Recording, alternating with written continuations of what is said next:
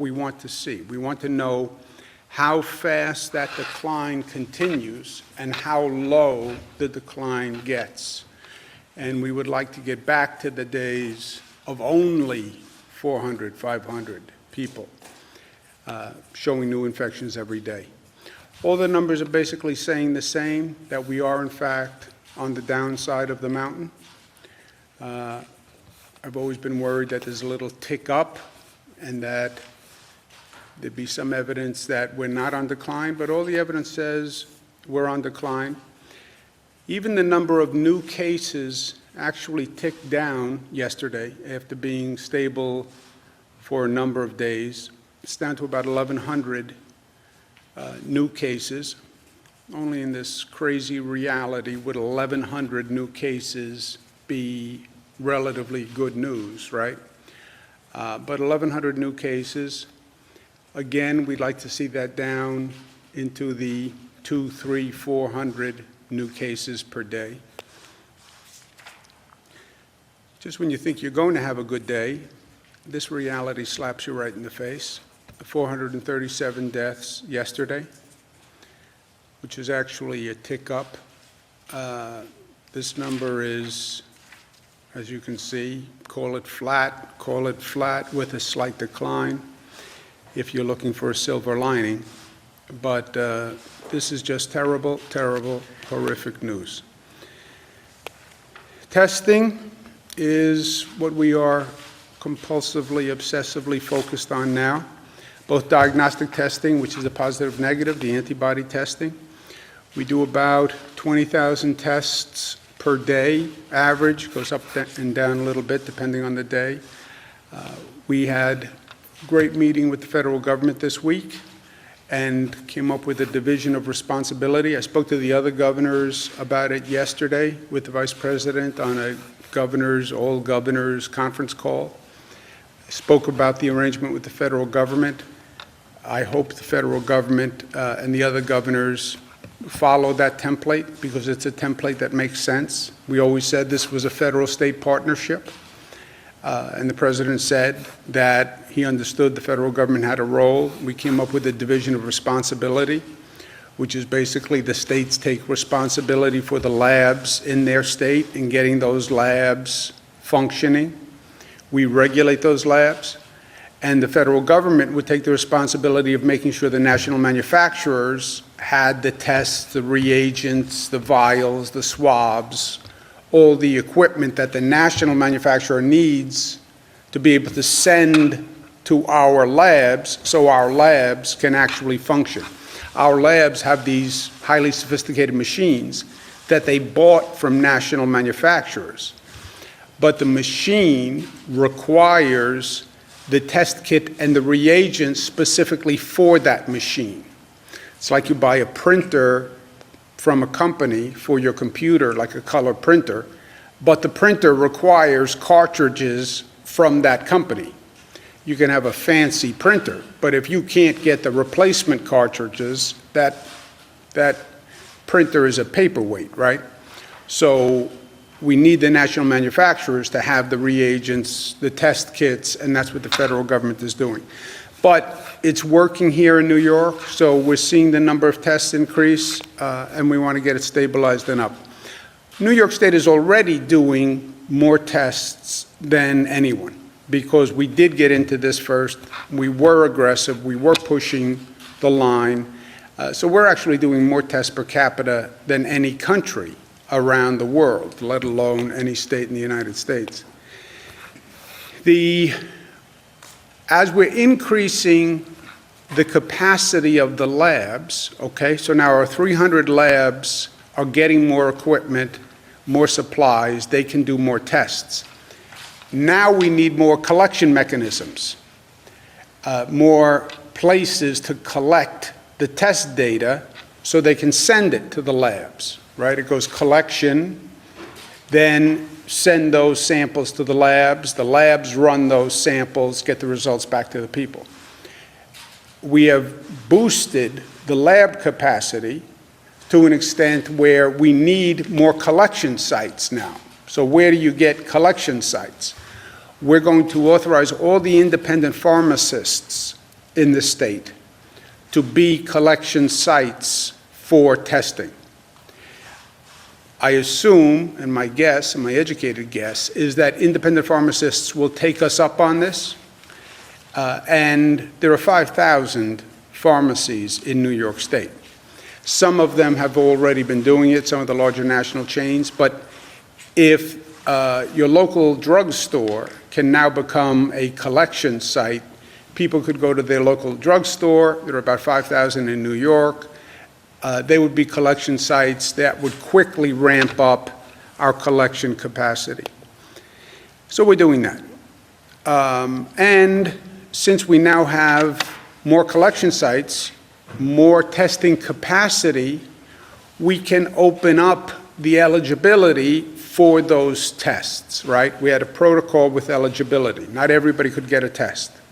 And that's been a big complaint across the board. Everybody wants a test, and they couldn't get tests because we had a tight screen on the eligibility because we had a limited capacity to test. As you increase the capacity to test, you can increase the eligibility. And first responders, healthcare workers, and essential employees. Why? Because these people have been carrying the load, and they have been subjected to the public all during this crisis, and because they're public-facing, right? These are the people who you interact with. You get on a bus, this is the bus driver. You get in a subway car, this is the subway conductor. You are interacting with government, these are the people who you're interacting with. If they're infected, they could possibly spread it to a large number of people. So we're dramatically increasing the capacity with these groups. What are first responders? Firefighters, paramedics, EMTs, police officers, state, local, county, sheriffs, etc. Also correction parole officers, probation officers, people who are in the prisons. They can now go to the increased number of collection sites in the state. They're eligible to get a test. Healthcare workers, broad definition, direct care providers, healthcare practitioners, medical specialists, occupational therapists, psychologists, psychiatrists, residential care program managers. So if you're working in a residential facility, mental health facility, etc., community group residents, you're now able to get a test. And quote-unquote essential workers are the people who've been keeping everything running. You know, when we say we closed down the economy, we didn't really close down the economy, right? We closed down the economy relative to what the economy was doing. But you still go to the store and buy groceries. Your lights are still on, right?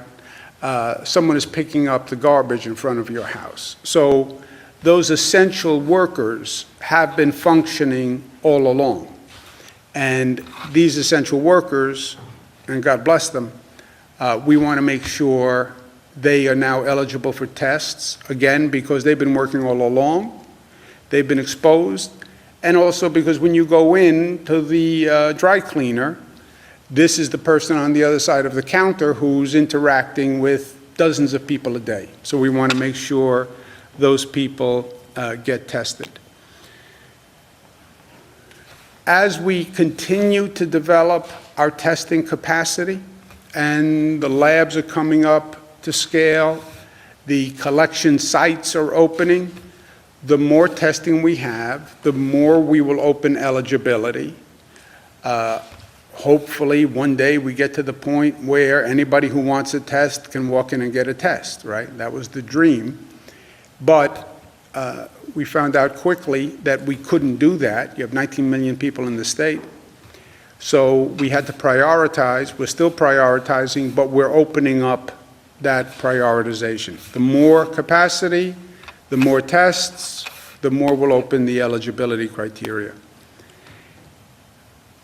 We're also focusing on our healthcare workers and first responders. We're doing antibody testing for our frontline healthcare workers, and we're starting today, coming up to scale with 4 facilities in downstate New York, Obviously, downstate New York handled the bulk of the cases, not just in this state, but in this nation.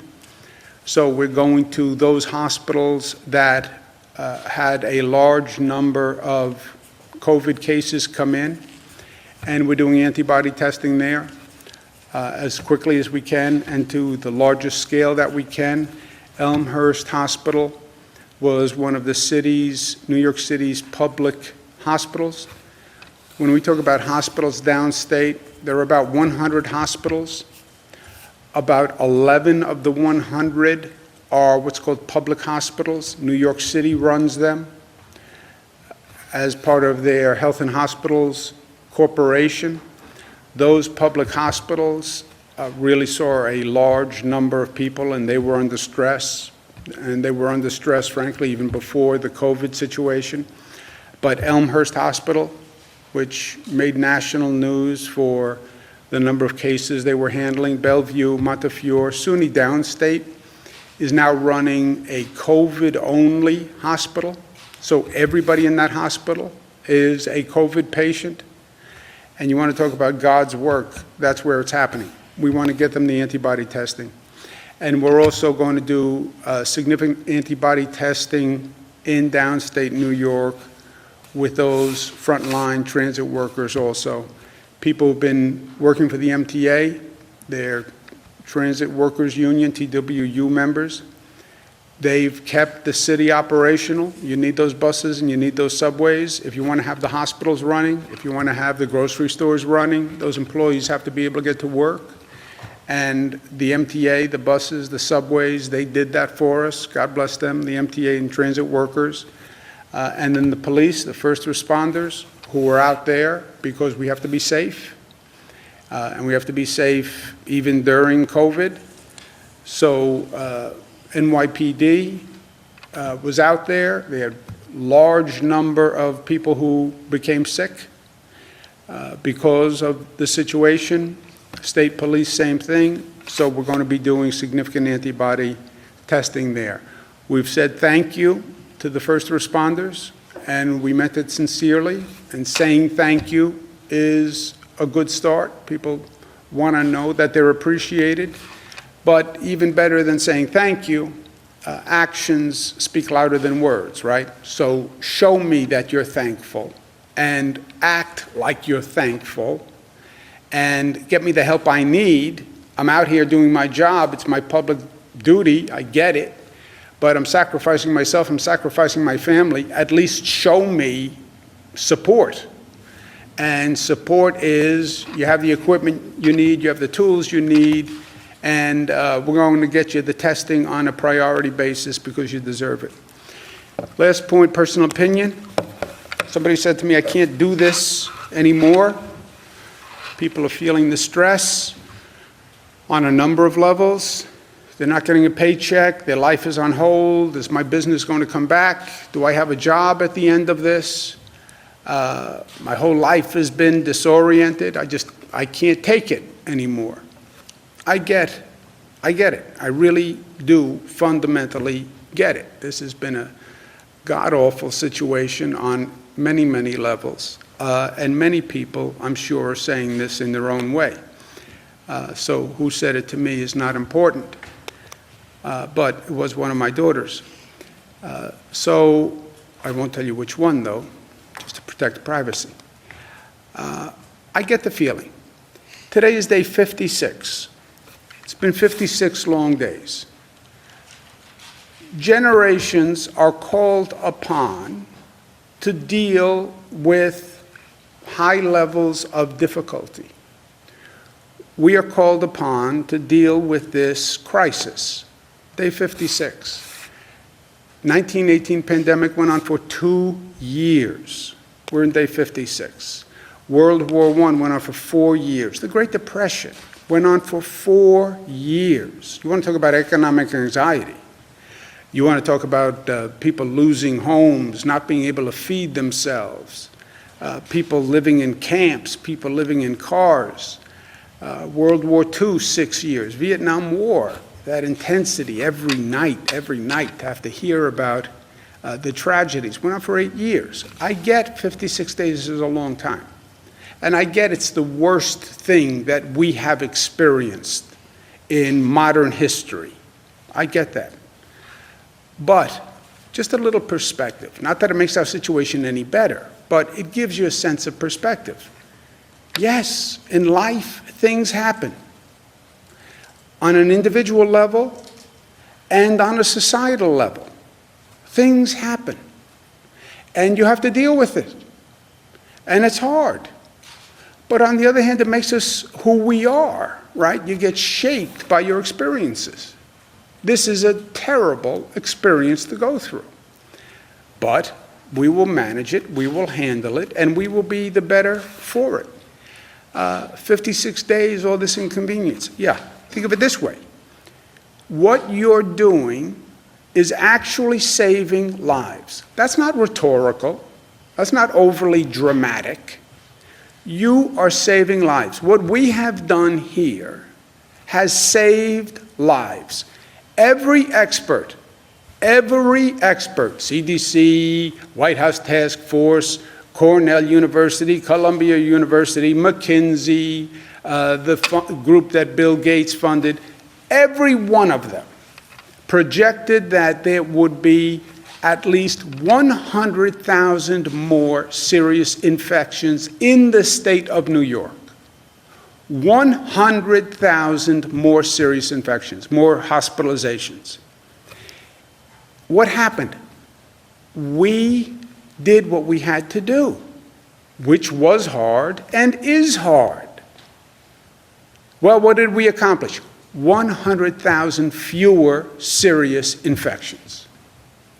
That's what 56 days of our relative living through hell has accomplished. And that is a heck of an accomplishment. So yes, it's not for naught. 100,000 fewer infections. And look, life is better than death, even if it is not your own. A.J. Parkinson. Even if you're 22 and you're 25 and you're strong and you're healthy and you say, well, you know what, even if I get coronavirus, it's not going to affect me because it doesn't affect the young. With a little caveat there, except when it does, and your life might have been the one that it did affect. But even if you're right, I'm 22, I'm 25, I would have been just fine.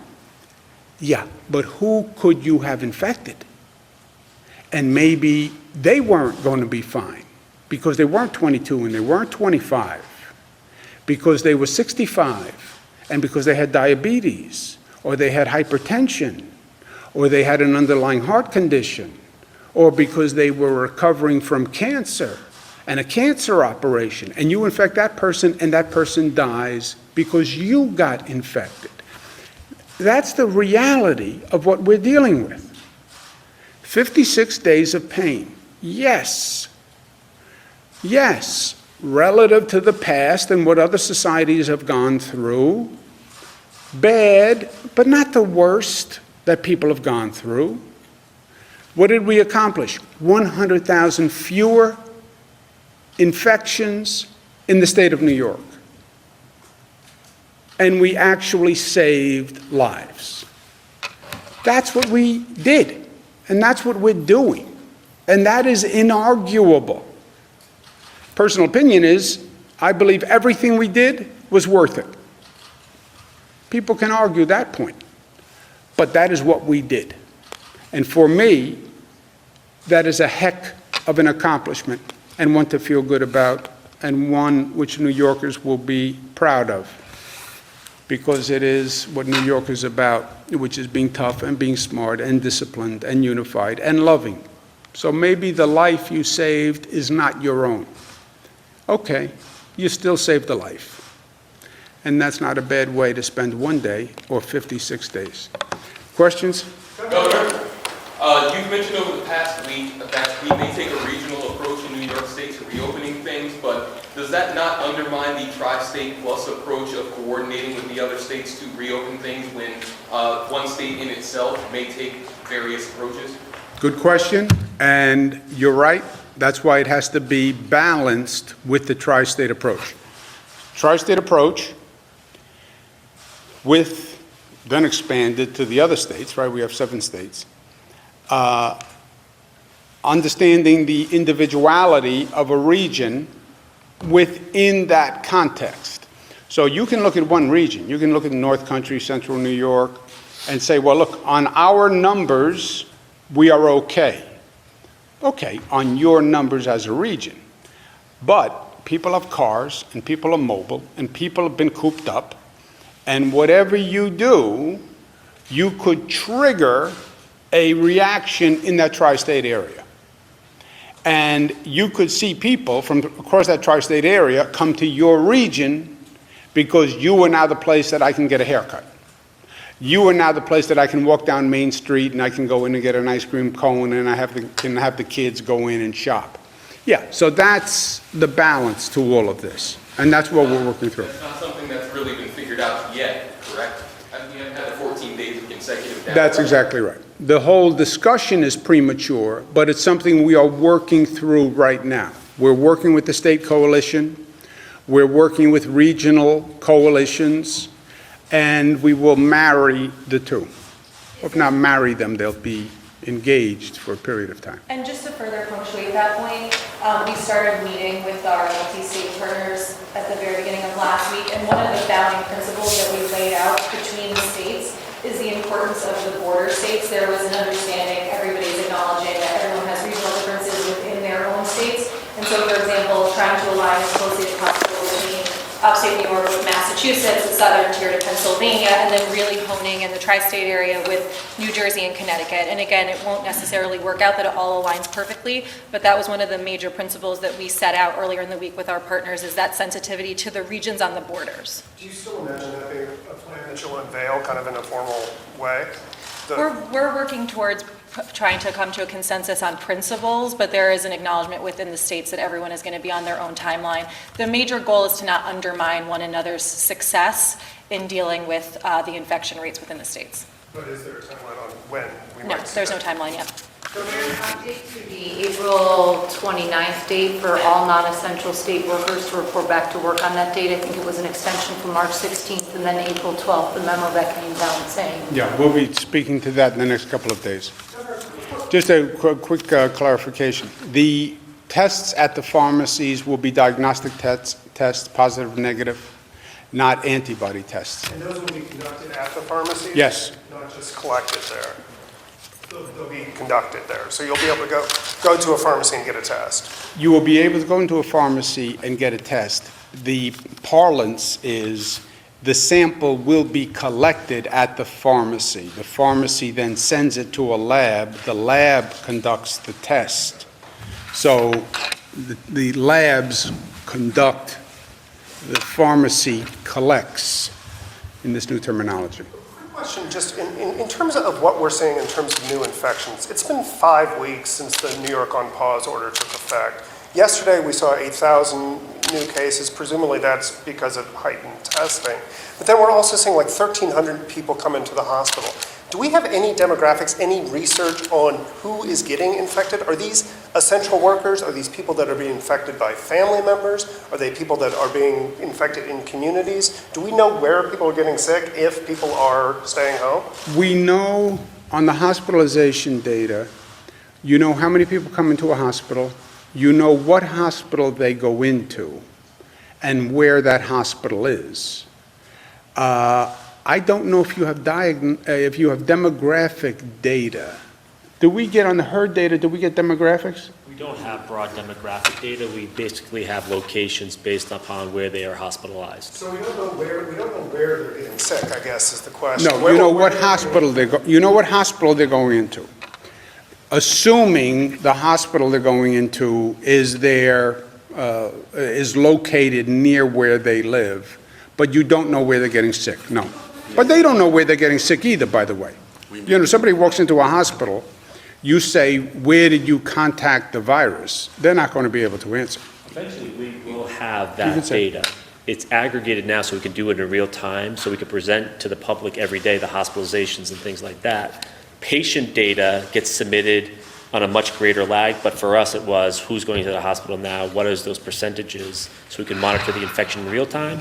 The patient-specific data, which has more of the demographic data, comes in, but much more slowly, so that's going to be a much more retrospective look, but we were trying to monitor in real time hospital capacity issues, intubation issues, ICU issues, so we looked for just the raw numbers. We have to believe that there is kind of widespread community spread still going on, right? But this is why the contact tracing that we're going to do is going to be so helpful. Because when we start to talk to individuals, we're going to learn a lot about who they were exposed to. Perhaps someone they were exposed to is in the hospital. We're going to get a lot more information, and that's why that's so important. It seems like many of these nursing homes before the pandemic had problems with staffing and poor quality care. Do you think the Department of Health did enough leading up to this pandemic to ensure that they were providing quality care and had enough staff? We have addressed this, looking at the nursing homes. We continue to reach out to the nursing homes. We were doing that all along. If there was any concern, we were contacted.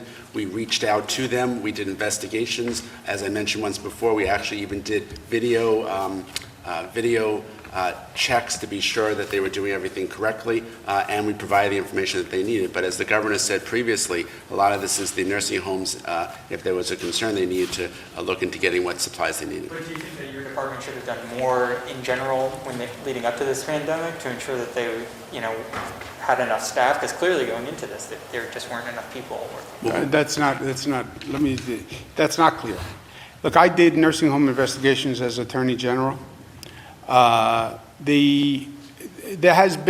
a constant tension with nursing homes, any vendor to the state, vendor to the public, where they are providing a service and they're getting paid for a service, and the constant tension is, are they actually providing that service? Should they be doing more? Should they be doing better? As Attorney General, we also did video cameras in patients' rooms to see hidden video cameras. How many times was the staff coming in? Was the staff doing what they were supposed to do? Were they turning the patient, et cetera? So this has been a field of regulation and scrutiny and investigation that goes back decades. It's a field that when you look at the past, there have been quote-unquote nursing home scandals in the past. So it's a highly regulated, highly investigated field. Department of Health and the Attorney General, it's a big staple of what they do. This crisis overwhelmed the nursing homes. And when I say no one is to blame, look, you had a virus that preys on vulnerable people, concentration of vulnerable people in a nursing home. But the regulations still apply, right? Even though you're in the middle of a global pandemic, the regulations still apply. And for the nursing homes, one of the central regulations is if you cannot provide appropriate care for that patient, you must transfer that patient, period. That's the rule. And if you can't find a place to transfer the patient, then Department of Health will find a place to transfer the patient. Another nursing home, another facility. But that rule does not change. Now, you can say, well, look, I can't provide care because of this pandemic, because my staff is out ill, because I can't get supplies, because I don't have masks, because I can't quarantine properly, whatever reason. But if you can't provide care, you're not supposed to be keeping that person in your facility, period. And that's what most of this is going to come down to. Now, they're going to do an additional investigation to see what happened if there were other instances, because there are other regulations also. You have to inform patients and their family. That's a regulation. I understand your staff was stressed and this was a horrendous period, but that it didn't waive any of the regulations of good conduct of business. So that they have limited access to testing. If we're offering testing at pharmacies, why not offer the same thing at a nursing home? But, go ahead. Working on that. And just to be clear, we've done, as much nursing homes can do testing, it's local options where we've set up testing in other places, but we've done 28 sites for nursing homes, and we're expanding that by another 15, so we're adding as much testing capacity as humanly possible.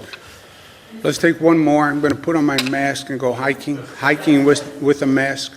Just to By the way, I have a piggyback on, whole collection of really beautiful masks that have been sent to me from people all across the country. I'm going to show you. Mask art is a new boutique specialization that is developed. Mask art. piggyback on, Go ahead. Ben.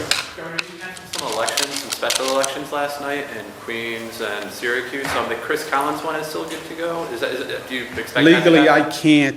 I can't affect a congressional race, a federal race. Is that right? Yeah, the law says that the governor may call a special election for the legislative races, and so, but with the congressional, it's a shall, so we were mandated to, so that's why that one race is the only one that will remain a special on that day. Difference between may and shall, all the difference in the world. Go ahead, Jesse, last question. You said yesterday that you would be evaluating and making a decision on the on-pause order in the coming week. Could we anticipate that that decision, the on-pause, whether to extend, would also be coupled with a decision on, say, regional reopenings or plans like that? Will that be part and parcel? You can anticipate anything you'd like to anticipate. I do not control your anticipation level, so you can anticipate whatever you'd like. They're not necessarily linked, so we'll make a decision at the right time because people need notice, but I don't think there's any specific linkage between them. Scenario where certain industries, construction, manufacturing, and such, might be opened prior to, say, retail or mass gatherings Yes. or stuff like that? Yes, by definition.